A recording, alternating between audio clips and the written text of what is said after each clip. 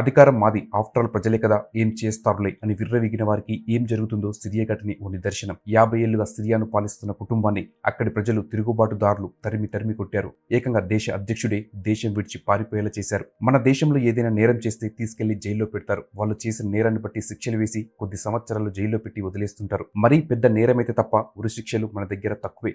కానీ సిరియాలో అలా కాదు. ఖైదీలకు కరెంటు షాకులు, అత్యాచారాలు, చివరకు హత్యలు. ఒక్కసారి జైల్లో అడుగు పెడితే బయటకు రావడం అంటూ ఉండదు. చివరికి శవాన్ని కూడా బయటకు రానివ్వరు. మరో దారుణం ఏంటంటే ఏ నేరం చెయ్యని వాళ్ళను కూడా తీసుకెళ్లి చిత్రహింసలు పెట్టి చంపేస్తుంటారు. మరి ఏ తప్పు చెయ్యని వాళ్ళను ఎందుకు జైల్లో పెట్టారు? జైల్లోకి వెళ్ళాక టార్చర్ ఎలా ఉంటుంది? లక్షలాది మంది శవాలను ఏం చేశారు? 50 ఏళ్లుగా సిరియాను పాలిస్తున్న కుటుంబాన్ని ఎందుకు తరిమి కొట్టారు? వీటన్నిటి గురించి ఈ వీడియోలో తెలుసుకుందాం. వీడియోను ఖచ్చితంగా చివరి వరకు చూడండి. బషర్ అల్ అసద్ సిరియా మాజీ అధ్యక్షుడు. ఇతడు కరుడుగట్టిన నియంత.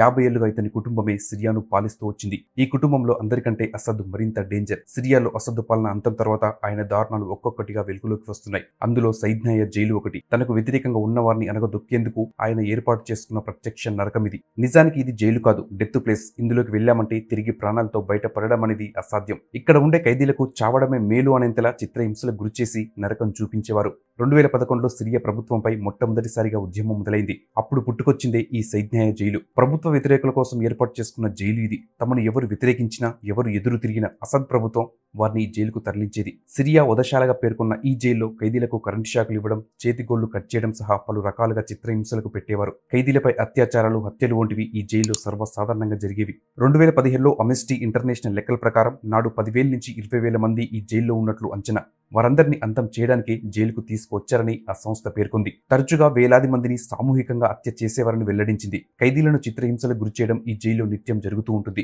శరీరంపై గాయాలు, వ్యాధులు, ఆకలితో రాత్రికి రాత్రి ప్రాణాలు కోల్పోయిన వారి మృతదేహాలను తీసుకెళ్లడానికి ఆ జైల్లో ఉండే గార్డులు రౌండ్స్కి వచ్చేవారు. ఈ నరకాన్ని ప్రత్యక్షంగా చూసిన కొందరు గార్డులు కూడా ఆహారం మానేసి ప్రాణాలు వదిలేసేవారు. 2011 నాటి నుంచి సిరియాలో అరెస్టు లేదా అదృశ్యమైన వారి సంఖ్య 150,000. వీరిలో వేలాది మంది ఈ జైల్లోనే తమ చివరి రోజులు గడిపినట్లు తెలుస్తుంది. రీసెంట్ గా డమస్కస్ రెబల్స్ చేతిలోకి వెళ్లడానికి ముందు 3 నెలల వరకు ఇక్కడ 3,500 మంది ఉన్నట్లు అంచనా. 2021లో యూకే కేంద్రంగా పనిచేసే Syrian observatory for human rights అంచనాల ప్రకారం ఈ జైల్లో కనీసం 1,00,000 మంది ప్రాణాలు కోల్పోయినట్లు తేలింది. ఈ జైల్లో వై ఆకారంలో ఎర్ర రంగు భవనాలుంటాయి. ఇక్కడికి తీసుకొచ్చి మార్చడానికి ముందు బాధితులకు డమస్కస్ శివార్లలోని మిలిటరీ ఫీల్డ్ కోర్టులో శిక్షలు విధించేవారు. ఈ ప్రక్రియ 1 నుంచి 3 నిమిషాల్లో ముగిసిపోయేది. అదే రోజు వారిని జైలుకు తరలించి ఉరి తీసేవారు. దానిని వారు పార్టీగా అభివర్ణించేవారు. ఇందులో భాగంగా వారిని ముందుగా జైల్లోని గదుల నుంచి బయటకు తీసుకొస్తారు. పౌర జైళ్లకు తరలిస్తున్నట్లు బాధితులకు అబద్ధం చెప్తారు. ఆ తర్వాత ఎర్ర రంగు భవనాల్లోని భూగర్భ గదుల్లోకి తరలించేవారు. అక్కడ 2 నుంచి 3 గంటల పాటు వారిని చిత్రహింసలకు గురి చేస్తారు. అర్ధరాత్రి కాగానే వారి కళ్ళకు గంతలు కట్టి మినీ బస్సు లేదా ట్రక్కులో ఒక తెల్లటి భవనానికి తరలిస్తారు. అక్కడి భూగర్భ గృహంలో ఉరి తీస్తారు.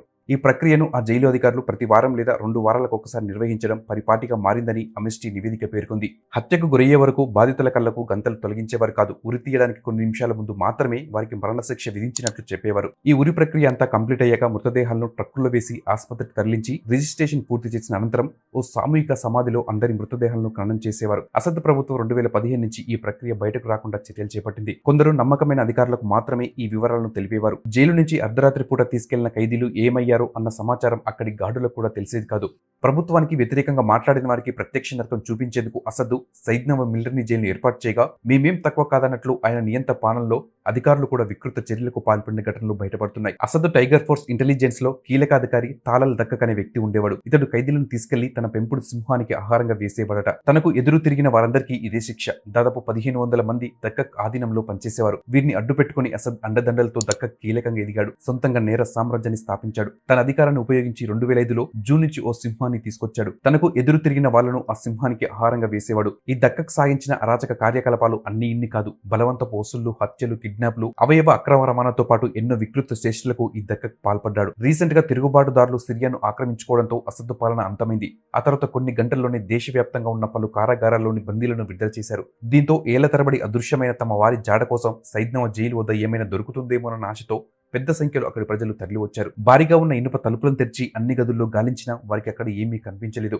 దీంతో రహస్య మార్గాలు ఏమైనా ఉన్నాయేమో అని వెతుకులాట మొదలుపెట్టారు. తమ వారి ఆచూకీ అక్కడ కూడా దొరక్కపోవడంతో కొందరు అక్కడే కన్నీరు మున్నీరయ్యారు. ఇక తిరుగుబాటుదారులు సిరియాను హస్తగతం చేసుకున్న నేపథ్యంలో తలాల్ దక్కక్ను సిరియా పశ్చిమ ప్రాంతంలోని హమా పట్టణంలో బహిరంగంగా ఉరి తీసినట్టు తెలుస్తుంది. ఇతడు అంతమైనట్లు తెలుసుకున్న అక్కడి ప్రజలు సంతోషం వ్యక్తం చేస్తున్నారు. అధికారం ఉంది కదా, ఏం చేసినా నడుస్తుందిలే అనుకుని నియంతల పరిపాలన చేస్తే చివరికి ఏం జరుగుతుందో ఈ సిరియా ఘటనే ఓ నిదర్శనం. మొన్న బంగ్లాదేశ్ ప్రదేశ్ ఇప్పుడు సిరియా. ప్రజలు తిరగబడడానికి కాస్త ఆలస్యం కావచ్చేమో, కానీ తిరగబడితే మాత్రం ఇదిగో ఇలానే ఉంటుంది. సో ఇది ఫ్రెండ్స్ 2011 నుంచి 2024 చివరి వరకు సిరియాలో జరిగిన రాక్షస పాలన. ప్రతి చిన్న విషయాన్ని కూడా మీకు తెలియజేయడమే ఈ ఛానల్ ముఖ్య ఉద్దేశం. చాలా మంది వీడియోలు చూస్తున్నారు కానీ ఏ ఒక్కరు కూడా లైక్ చేయడం లేదు. నేను చెప్పే కంటెంట్ మీకు నచ్చితే మాత్రం దయచేసి వీడియోను మర్చిపోకుండా లైక్ చేయండి. అలాగే సబ్స్క్రైబ్ చేసుకొని సపోర్ట్ చేయండి.